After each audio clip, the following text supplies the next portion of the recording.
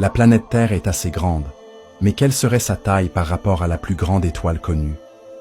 Ici, nous voyons la Terre. Et derrière, voici le Soleil.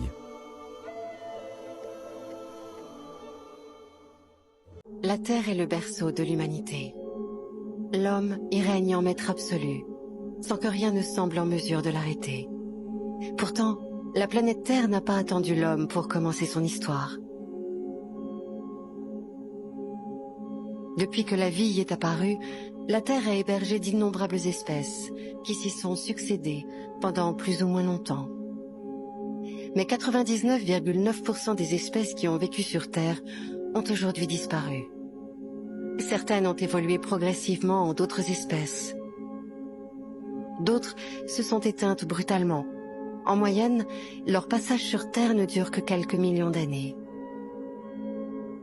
Si l'histoire de la Terre s'écrivait dans un livre de 1000 pages, la vie y apparaîtrait vers la page 185. Cette vie ne serait représentée que par des cellules simples pendant plus de 700 pages. Jusqu'à l'explosion d'espèces multicellulaires des pages 870 à 880. Malgré plus de 7 milliards d'humains sur Terre, l'homme n'est pas l'espèce la plus abondante.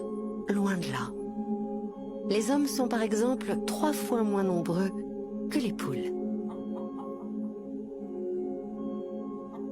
Même en comptant la masse cumulée de tous ces individus, la biomasse, l'humanité ne pèse pas plus lourd que les fourmis.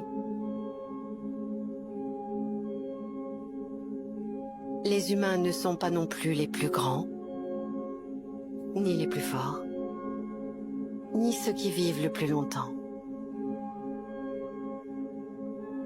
Si certains requins ou tortues vivent aisément plus de 200 ans, les coraux et des éponges vivent plusieurs milliers d'années.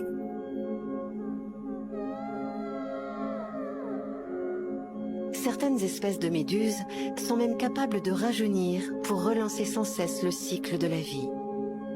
Sans accident ou prédateur, elles pourraient être immortelles.